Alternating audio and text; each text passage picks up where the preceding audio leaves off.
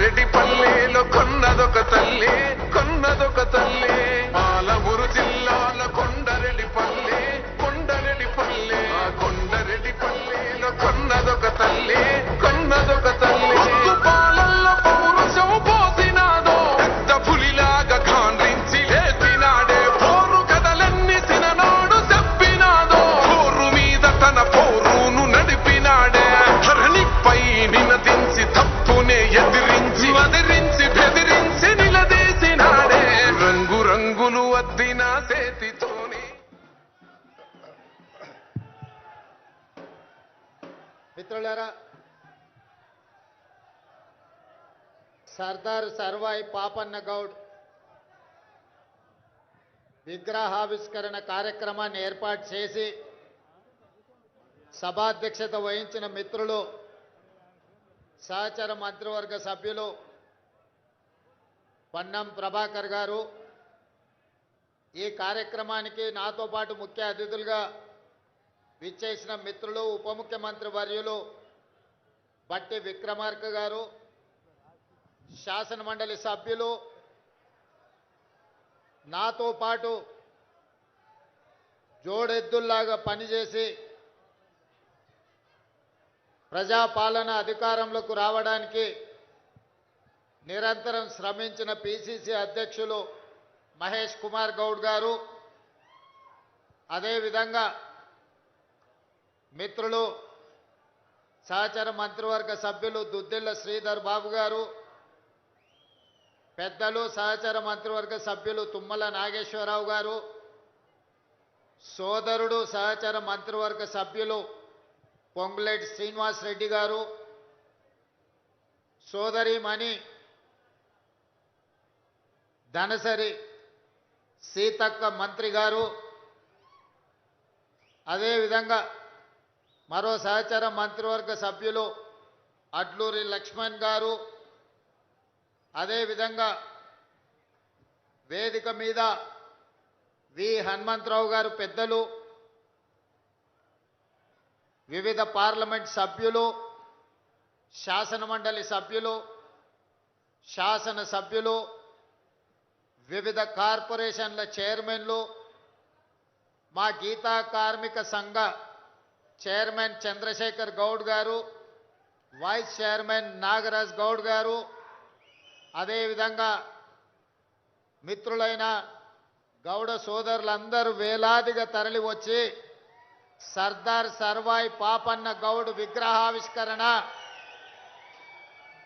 ఈ తెలంగాణ బహుజనుల తెలంగాణ, ఈ తెలంగాణ ప్రజాపాలనలో సామాజిక న్యాయము, సమానమైన అవకాశాలు, జీవించడానికి స్వేచ్ఛ ఇందిరమ్మ పాలనలో ఉంది అని నిరూపించి దాదాపుగా 75 సంవత్సరాల పైగా స్వతంత్ర రాష్ట్రంలో మా గీత కార్మికులు, మా గౌడన్నలు ఎంతో కాలం నుంచి సర్దార్ సర్వాయి పాపన్న విగ్రహాన్ని పెట్టాలి, వారి పోరాట స్ఫూర్తిని భవిష్యత్ తరాలకు అందించాలి అని వారంతా తాపత్రయపడ్డారు. నాకంటే వాళ్ళకే ఎక్కువ తెలుసు. ఏ కారణాలు ఏమైనా తెలంగాణ రాష్ట్రంలో ఒక పక్కన మిత్రుడు హైదరాబాద్ ఇన్ఛార్జ్ పొన్నం ప్రభాకర్ గారు, మరో పక్కన పిసిసి అధ్యక్షులు మిత్రుడు మహేష్ కుమార్ గౌడ్ గారు, అదేవిధంగా బీసీ జేఏసీ జాజుల శ్రీనివాస్ గౌడ్ గారు అందరూ వచ్చి మీరు జ్యోతిరావు పూలే దంపతుల విగ్రహం, సర్దార్ సర్వాయి పాపన్న గౌడ్ గారి విగ్రహాన్ని పెట్టాలి, మీరు పెడితే మీ గౌరవం మరింత పెరుగుతుంది అని చెప్పి నా దృష్టికి తీసుకురావడం జరిగింది. వారు వివిధ ప్రాంతాలలో జ్యోతిరావు పూలే గారి కోసమైనా సర్దార్ సర్వాయి పాపన్న గౌడ్ విగ్రహం కోసమైనా వేరే వేరే స్థలాలను వాళ్ళు పరిశీలించి అక్కడ ప్రతిష్ఠించాలి అని నా దృష్టికి తెచ్చింది. అప్పుడు నేను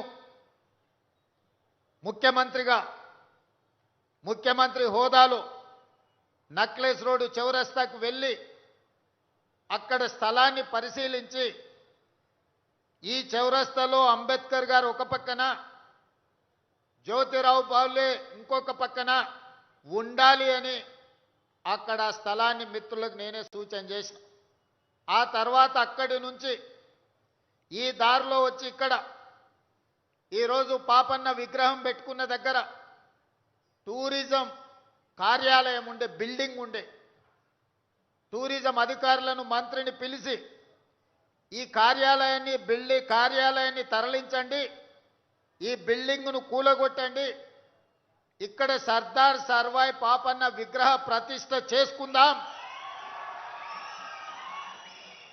హైదరాబాదు నగరాన్ని సందర్శించడానికి వచ్చిన ఇతర జిల్లాలు, ఇతర రాష్ట్రాలు, ఇతర దేశాల నుంచి ఎవరు పర్యాటకులు వచ్చినా, లేదా గణేష్ నిమజ్జనం అప్పుడు, లేదా సచివాలయంలో ప్రభుత్వంతో ఏ పనులు ఉన్నా ఈ ట్యాంక్ బండ్ మీదకి ఎవరు వచ్చినా సర్దారు సర్వాయి పాపన్న దర్శనం జరగాలి. వారి పోరాట స్ఫూర్తి ఆనాడు రాజులు, భూస్వాములు, జమీందారులు అందరూ కలిసి పేదల మీద, బహుజనుల మీద దాడులు చేస్తున్నప్పుడు, వాళ్ళ ఆత్మ గౌరవానికి భంగం కలిగిస్తున్నప్పుడు ఈ బహుజనుల నుంచే పుట్టుకు వచ్చిన వీరుడు సర్దార్ సర్వాయి పాపన్న గౌడ్. సర్దార్ సర్వాయి పాపన్న గౌడ్ ఒక కులాని కోసమో, ఒక కుటుంబం కోసమో పనిచేయలే. బహుజనులందరినీ కూడగట్టుకొని బహుజనులతోని దండయాత్ర చేసి గోల్కొండ కిలా మీద జెండా ఎగరేసి బహుజనుల సమాజాన్ని స్థాపించిన వీరుడు. ఆయన స్ఫూర్తి ఎప్పుడు ఈ తెలంగాణ ప్రజలకు ఉండాలి. అందుకే వారి విగ్రహాన్ని ఇక్కడ పెట్టండి.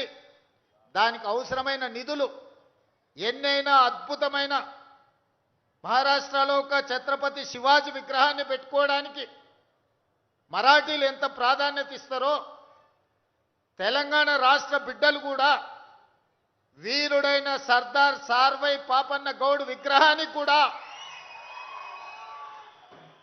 వాళ్ళ చరిత్రను గొప్పగా రాసుకొని ప్రపంచానికి చెప్పుకున్నారు. మనం పోరాటం చేసినాం, విజయాలు సాధించినాం, కానీ చరిత్రను చెప్పుకోవడంలో వెనుకబడితే ఇప్పుడే మిత్రుడు మహేష్ గౌడ్ గారు చెప్తున్నారు.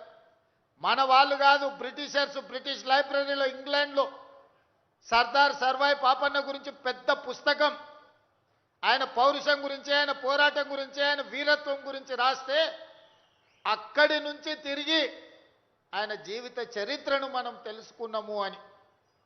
అంటే ఒక గొప్ప వీరుడి గాథ మనము కాదు, పక్క దేశాల వాళ్ళే గుర్తించి అక్కడ వాళ్ళ లైబ్రరీలో ఆ వీరుడి యొక్క గాథను గ్రంథ రూపంలో పెట్టిండ్రంటే మహానుభావుడు, గొప్ప వ్యక్తి కాబట్టే బహుజనుల కోసం తన జీవితాన్ని అంకితం చేసిండు కాబట్టే ఈరోజు వారికి ఆ కీర్తి, గౌరవం దక్కింది. వందల సంవత్సరాలైనా ఈనాడు మనమందరం స్మరించుకుంటున్నాము, వారిని స్ఫూర్తిగా తీసుకుంటున్నాము అని అంటే వారి చేసిన పోరాటం అద్భుతము. ఆనాడు రాజులను కూడా జయించిన బహుజనుడు సర్దార్ సర్వాయి పాపన్న గౌడ్.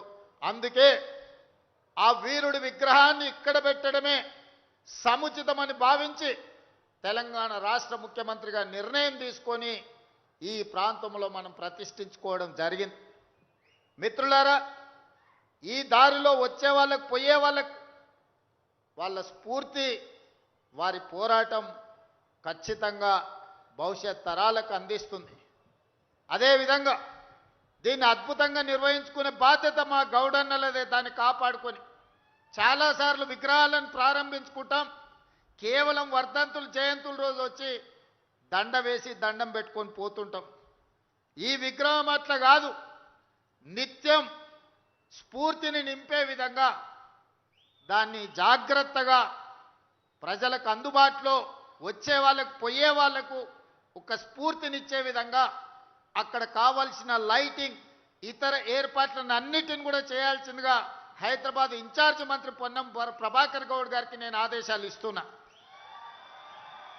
ఈ అమరవీరుల స్తూపానికి ఎంత ప్రాధాన్యత ఉంటుందో వీరుడైన సర్దార్ సర్వాయి పాపన్నకు కూడా అంతే ప్రాధాన్యత ఉండాలి. ఈ పక్కలో ఉన్న మా అభిమాన నాయకుడు రాజీవ్ గాంధీ గారి విగ్రహానికి ఏ ప్రాధాన్యత ఉంటుందో ఆ విగ్రహానికి కూడా ఆ ప్రాధాన్యత ఉండాలి. ప్రభుత్వం వైపు నుంచే నిర్వహణ జరగాలి. దానికి కావలసిన ఆదేశాలను ఇవ్వవలసిందిగా హైదరాబాద్ ఇన్ఛార్జ్ మంత్రివర్యులకు నేను గుర్తు చేస్తున్నా. అదేవిధంగా ఈ మధ్యనే మా సహచర మంత్రి వాకిటి శ్రీహరి గారు వచ్చింది. తెలంగాణ రాష్ట్రంలో ముదిరాజుల గురించి నేను చెప్పాల్సిన పని లేదు. వాళ్ళ ఆరాధ్య దైవం పండుగ సాయన్న పౌరుషం పోరాటం పాలమూరు జిల్లాలో ప్రతి ఒక్కరికి తెలుసు. వారి జయంతి గురించి వాళ్ళు వస్తే అక్టోబర్ 22 పండుగ సాయన్న జయంతిని కూడా ప్రభుత్వం అధికారికంగా నిర్వహిస్తుందని మా ముదిరాజ్ సోదరులకు కూడా మాట ఇవ్వడమే కాకుండా ప్రభుత్వం వైపు నుంచి బీసీ సంక్షేమ శాఖ మంత్రిగా పొన్నం ప్రభాకర్ గారిని ఆ బాధ్యత కూడా నిర్వహించమని నేను వారికి సూచన చేస్తున్నా. మిత్రులారా, ఈ ప్రభుత్వం నా ఒక్కడిదో భట్టి గారు ఒక్కరిదో కాదు. ఈ ప్రభుత్వం సామాజిక న్యాయం ప్రజల సంక్షేమం కోసం పనిచేస్తున్న ప్రభుత్వం. ఈ ప్రభుత్వంలో ప్రతి ఒక్కరికి అవకాశం ఉంటుంది. ఆనాడు మల్లికార్జున్ గౌడ్ గారు మా జిల్లా నుంచి పార్లమెంట్ కేంద్ర రైల్వే శాఖ మంత్రిగా గొప్ప సేవలు అందించారు. బాలాగౌడ్ గారు గొప్ప సేవలు అందించారు. చాలామంది ఎంతోమంది నాయకులుగా ఈరోజు కాంగ్రెస్ పార్టీ తరఫున ఎదిగాను. ఆనాడు పిసిసి అధ్యక్షుడిగా నేను, కార్యనిర్వాహక అధ్యక్షుడిగా మహేష్ గౌడ్ గారు గాంధీ భవన్ని నిరంతరం కార్యకర్తలకు అందుబాటులో ఉంటే నేను భట్టి గారు రాష్ట్రం నలుమూలల పాదయాత్రలు చేసినాం, ప్రజల్ని చైతన్యం చేసినాం. ఈనాడు ప్రభుత్వాన్ని ఏర్పాటు చేసుకున్నాం. మళ్ళొక్కసారి నేను ఒక్క మాట చెప్పదలుచుకున్నాను. ఈరోజు ప్రమోషన్ వచ్చి మహేష్ గౌడ్ గారు ఎమ్మెల్సీ పిసిసి అధ్యక్షుడైండు. పిసిసి అధ్యక్షుడిగా నాకు ప్రమోషన్ వచ్చి ఈరోజు ముఖ్యమంత్రిగా అయినా మా మిత్రుడు బట్టి విక్రమార్క గారు సిఎల్పి నాయకుడి నుంచి డిప్యూటీ సీఎంగా అయినరు. నాది మహేష్ గౌడ్ కాంబినేషన్ 2023 కాదు 2029లో మళ్ళీ ఇక్కడ ప్రభుత్వాన్ని ఏర్పాటు చేస్తాం. ఆనాడు డిఎస్ వైఎస్ ఏ విధంగా అయితే 10 సంవత్సరాలు ప్రభుత్వాన్ని 2 సార్లు అధికారంలోకి తెచ్చిండ్రో తప్పకుండా అధికారంలోకి తెస్తాం. ఆ అధికారంలోకి తేవాలంటే మా గౌడన్నలందరూ 100% సహకరించాలి. గ్రామాలలో మీకు మాకే పొత్తు.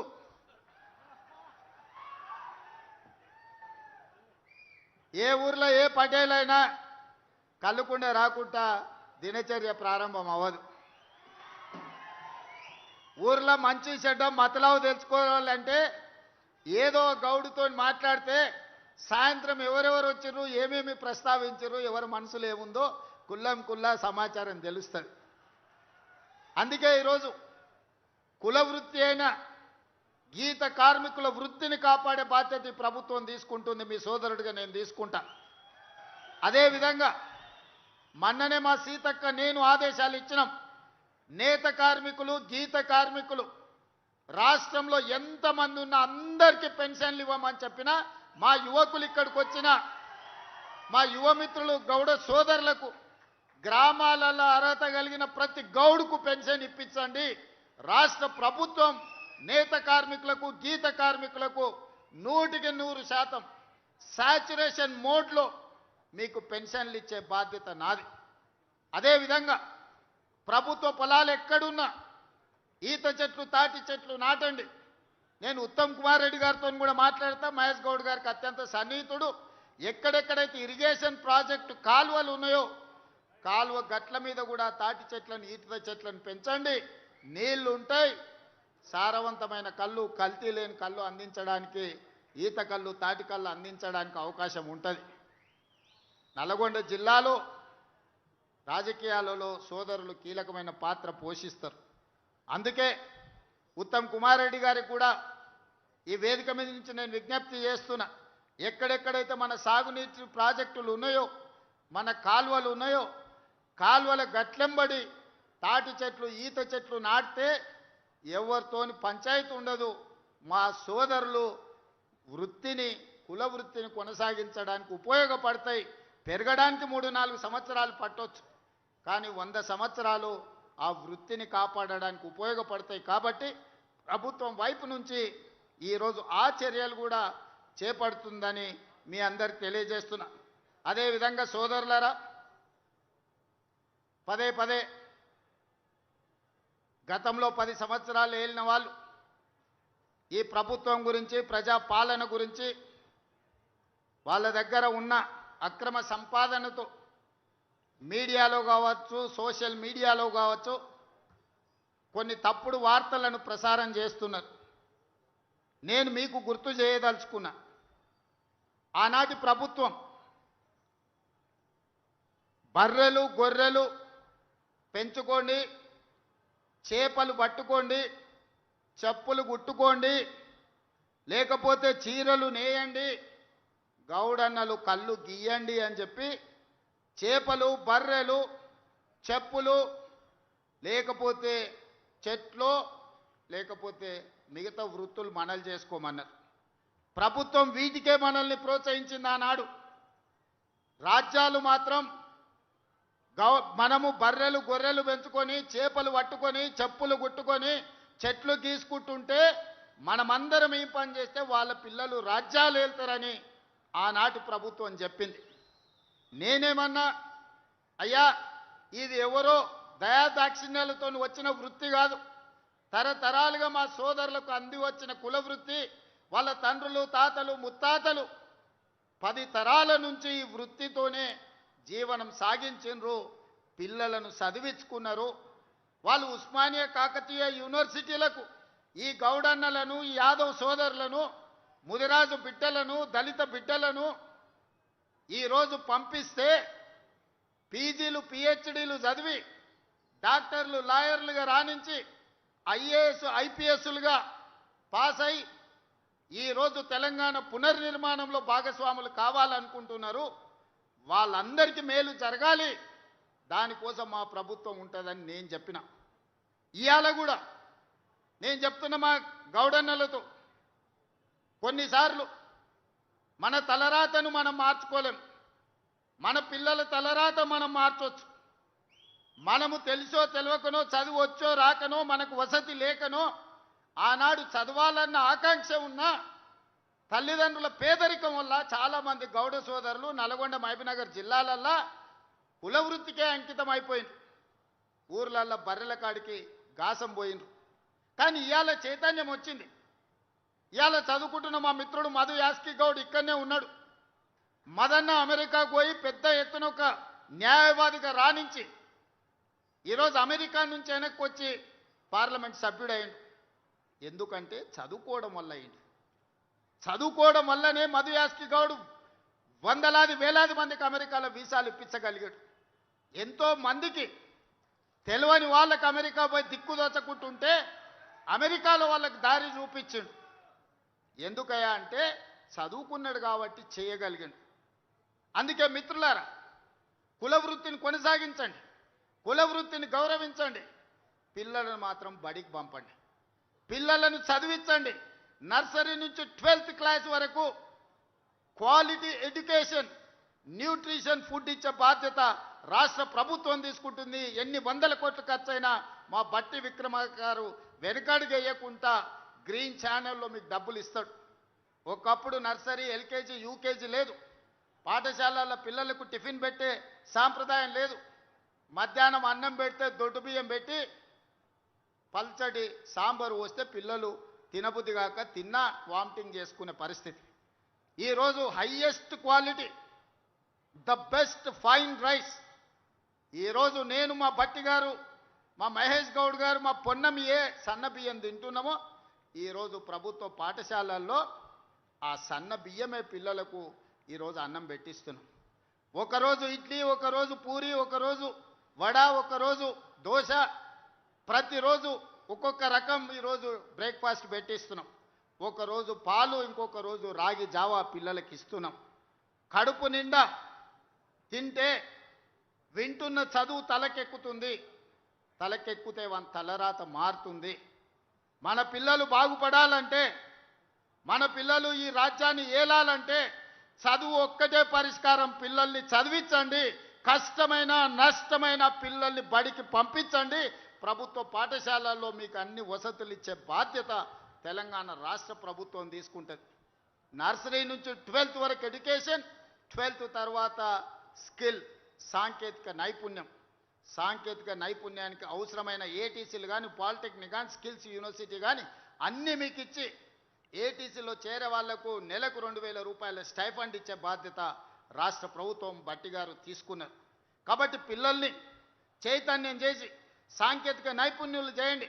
జర్మన్, జపాన్, సౌత్ కొరియా లాంటి దేశాలలో యావరేజ్ స్టూడెంట్ కూడా 1,50,000 నుంచి 2,00,000 రూపాయల జీతం వచ్చే పరిస్థితి ఉన్నది. మీరు కష్టపడ్డారు, మీరు చెట్లెక్కిండ్రు. చెట్టు మీద నుంచి పడి నరుములు ఇరిగిపోయిన వాళ్ళు చాలా మంది ఉన్నారు, ప్రాణాలు పోయిన వాళ్ళు ఎంతమంది ఉన్నారు. అందుకే మీ కాటమయ్య కిట్టు ఇబ్రాహీంపట్నం వచ్చి నేను ఇచ్చిపోయినా. సోదరా, నీ దగ్గర ఉన్నది కాటమయ్య కిట్టే కాదు, అది మా పొన్నం ప్రభాకర్ ఇచ్చిందే కదా. 50,000 కిట్లు ఇచ్చిన కాటమయ్య కిట్లు.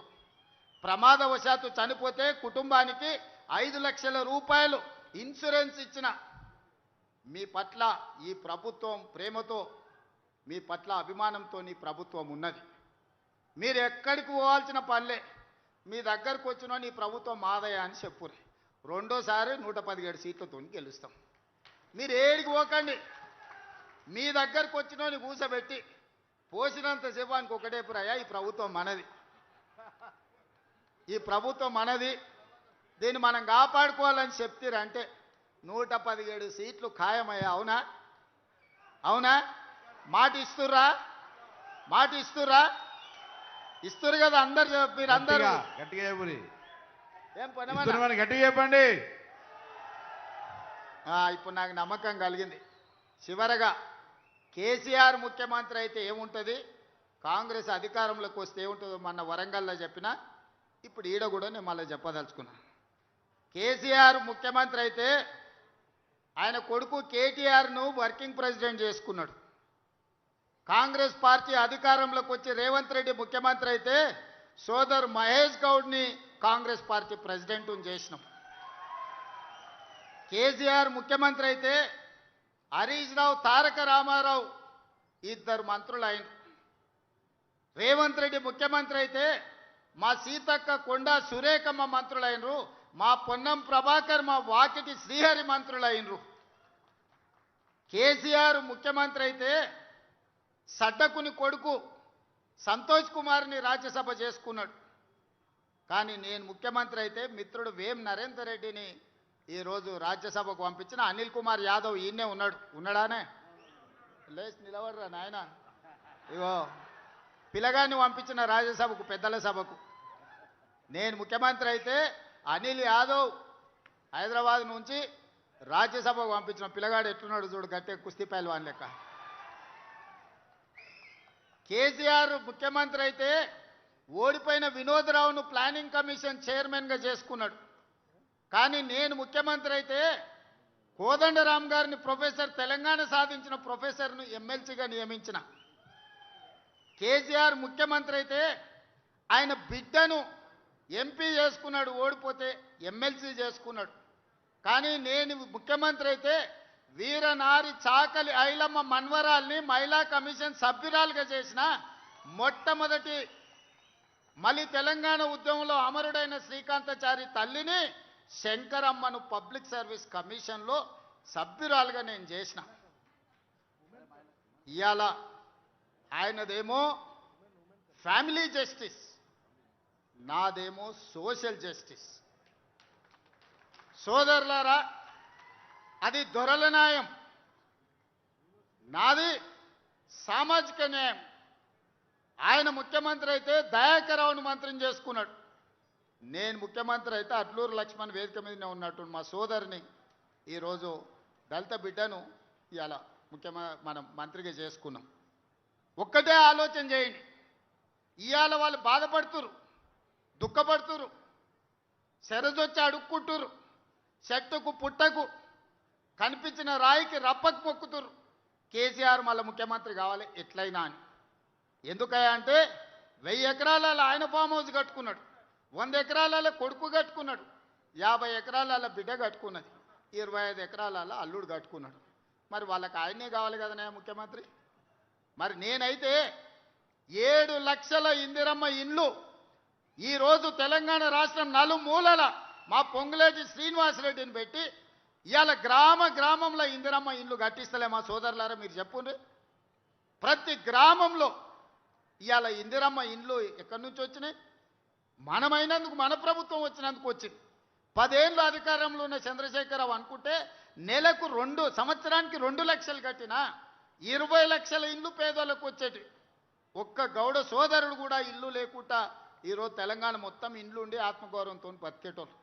వాళ్ళకి ఏ రోజు కూడా పేదోడి ఇంటి మీద ధ్యాస లేదు, పేదోడి బతుకును బాగు చేయాలన్న ఆలోచన లేదు. ఆయన ఉండడానికి 10 ఎకరాలలో అక్కడ గడి కట్టుకున్నాడు, కొడుకు ఇంటికి వస్తలేడని వాస్తు బాగాలేదని గిది కట్టిండు. కానీ బుద్ధి చక్కగా లేకపోతే దశ దిశ అంటారు, దిశ చక్కగా లేకపోతే దశ వనికిరాదు. ఆయన దిశ ఆయన దశ 2 బాగలేక నేను మా బట్టాన్ని వచ్చి ఆడ కూర్చున్నాం. అవునా? అందుకే మిత్రులారా, ఈ ప్రభుత్వం మీది, మీరు ఆలోచన చేసి నిర్ణయం తీసుకోండి. ఎన్నడని సెక్రటేరియట్ దగ్గరికి మిమ్మల్ని రానిచ్చండి. ఆయన ఉన్నప్పుడు ఎన్నడన్నా ప్రగతి భవన్లో గద్దరన్న పోతే గేట్ కాడ ఎర్రటెండ కూర్చోబెట్టిండు. అందశ్రీ పాటను 10 ఏళ్ళు బందీ చేసిండు ఫామ్ హౌస్లో. అందశ్రీ పాటకు జయ జయ హే తెలంగాణకు విముక్తి కలిగించింది ఈ ప్రభుత్వం కాదా? గద్దర్ అవార్డుల ద్వారా శాశ్వతంగా గద్దరన్న పేరును చరిత్ర పుటల్లో ఎక్కించింది ఈ ప్రభుత్వం కాదా? మాదిగ ఉపకులాల వర్గీకరణ 30 ఏళ్ల రావణ కాష్టాన్ని ఇవాళ పరిష్కరించింది ప్రభుత్వం కాదా? 100 ఏళ్ల బీసీ కులగణన ఎవ్వరు చేయకపోయినా దేశంలోనే మొట్టమొదటి రాష్ట్రంగా బీసీల లెక్కలు తేల్చింది ఈ ప్రభుత్వం కాదా? ఈరోజు మీకోసం నిరంతరం ప్రయత్నం చేస్తూనే ఉన్నాం, పని చేస్తూనే ఉన్నాం. కొన్ని మీరు అనుకున్నంత వేగంగా జరగకపోవచ్చు. ఎందుకంటే 8,11,000 కోట్ల రూపాయల అప్పు ఉంది. ఈ అప్పే మా ప్రాణానికి పెద్ద ముప్పు అయింది, తెలంగాణ ప్రాణానికి. సంవత్సరం తిరిగితే బట్టి విక్రమార్క గారు తిన్నా తినకపోయినా ఓ పూట ఉపాసం పడినైనా 75,000 కోట్ల రూపాయలు అసలు మిత్తి కట్టాల్సి వస్తుంది కేసీఆర్ గారు చేసిన అప్పులకు తప్పులకు. ఇక ఆ పైన వచ్చిందే మనది. ఆ పైన నుంచే సన్న బియ్యం ఇచ్చినాం, ఆడబిడ్డలకు ఉచిత బస్సు ఇచ్చినాం, 200 యూనిట్లు పేదోళ్ళకు కరెంట్ ఇచ్చినాం, 500 రూపాయల బోనస్ ఇచ్చినాం, 20,617 కోట్ల రూపాయలు రైతు రుణమాఫీ చేసినాం, 36,000 కోట్ల రూపాయలు రైతు భరోసాకి ఇచ్చినాం. ఈరోజు వడ్ల కొనుగోలు కోసం 90,000 కోట్ల రూపాయలు ఈరోజు ఖర్చు పెట్టినాం. ఆడబిడ్డలకు 1000 బస్సులు కొనిచ్చినాం, 1000 మెగావాట్ల సోలారు విద్యుత్తు చేసుకునే వ్యాపారం ఇచ్చినాం. హైటెక్ సిటీ పక్కన 1000 కోట్ల రూపాయల భూమి ఇచ్చి వాళ్ళు తయారు చేసిన వస్తువులను అమ్ముకునే అవకాశం ఇచ్చినాం. 60,000 కోట్ల రూపాయల బ్యాంకు లింకేజ్ మహిళా సంఘాలకు బట్టిగారు సీతక్క ఇచ్చి ఈరోజు మహిళల్ని కూడా ఆదుకునేంత గొప్ప పనులు చేయడం జరిగింది. అదేవిధంగా పిల్లలు బాగుపడాలి, చదువుకోవాలంటే ఇప్పుడున్న పాఠశాలలే కాకుండా యంగ్ ఇండియా ఇంటిగ్రేటెడ్ స్కూల్స్ ప్రతి నియోజకవర్గంలో 25 ఎకరాలల్లా 200 కోట్ల రూపాయలతోని ఎస్సీ ఎస్టీ బీసీ మైనారిటీ ఉన్నత వర్గాలు కలిసి చదువుకోవడానికి young India integrated residential schools తీసుకొచ్చినాం. మొన్ననే 6 తెలంగాణ పబ్లిక్ స్కూల్ను ప్రారంభించుకున్నాం. యంగ్ ఇండియా స్కిల్స్ యూనివర్సిటీ క్రీడాకారులను రాణించడానికి ఈరోజు తెలంగాణ రాష్ట్రంలో మనం స్పోర్ట్స్ యూనివర్సిటీని, స్పోర్ట్స్ అకాడమీని ప్రారంభించుకున్నాం. మిత్రులారా, మీరు ఆలోచన చేయండి. ఇవన్నీ చేసినవే కొన్ని చెప్పిన నేను. మా వాళ్ళు చేసినవి చెప్తే వాళ్ళ ఇంట్లోకి వెళ్ళి కూడా బయటికి వెళ్ళరు. కానీ రోజు బామ్మార్దులు శరోదిక్కున ఎక్కడ పడితే అక్కడ అబద్ధాలు ప్రచారం చేస్తున్నారు. ఇక అవి నమ్ముతలేరని కర్ణాటక మహారాష్ట్ర పోయి అఘోర పూజలు చేసిరా. ఊర్లల్లో చేతబడి చేస్తారు కదా, ఈ రాష్ట్రంలో అయితే పోలీసులు నిఘా వాళ్ళు మాకు చెప్తారని తమిళనాడు కర్ణాటకలో పోయి అఘోరారావు పోయి చేతబడి పూజలు చేసి వచ్చిండు అఘోరాలతోటి. ఇంత ఘోరం ఉంటుందా? కరువు రావాలి, ప్రజలు రావాలి, రైతులు వాళ్ళ పంట పొలాలు ఎండిపోవాలని ఇట్లాంటి పూజలు చేస్తారు. అధికారం పోతే ఇంత దిగజారుతారా? మీరు ఆలోచన చేయండి. అందుకే చేతబడి చేసేటోళ్ళని ఊర్లలో చెట్లకు కట్టేసి కొడతారు. మా గౌడన్నలకు బాగా తెలుసు. ఇట్లాంటి చేతబడి చేసేటోని ఊర్లలోకి వస్తే చెట్టుకు కట్టేయాల్సిందే. యాప చెట్టుకో ఈత చెట్టుకో కట్టాల్సిందే, తాటి చెట్టుకో. ఎందుకంటే ఇట్లాంటి వాళ్ళు మంచిది కాదు మన సమాజానికి. అందుకే సోదరులారా, ఒక మంచి కార్యక్రమాన్ని చేసుకుందాం. మనము మీ అందరి సహకారం, మిత్రులు బట్టి గారు, పొన్నం గారు, మహేష్ గౌడ్ గారు, మదన్న సహచర మిత్రులందరూ మంచి సహకారాన్ని అందిస్తున్నారు. ప్రభుత్వాన్ని ముందుకు తీసుకెళ్తున్నాం. మనం కుటుంబం నడిపినట్టు ఈ ప్రభుత్వం ఏదున్నా మీతో చర్చించి మంచి చెడ్డ ఏమున్నా మాట్లాడుకొని ముందుకెళ్దాం. ఈ ప్రభుత్వం మనది, ఈ ప్రభుత్వం మనది. మన ప్రభుత్వం పోయి, ప్రజాప్రభుత్వం పోయి మళ్ళీ దొరల గడీల ముందల నీ బాంచం దొర అనే పరిస్థితి మనకు రావద్దని తెలియజేస్తూ మీ అందరి దగ్గర సెలవు తీసుకుంటున్న ధన్యవాదాలు మిత్రులు. నాగరాజు గారు ధన్యవాదాలు చెప్పాలి సార్. Vice chairman.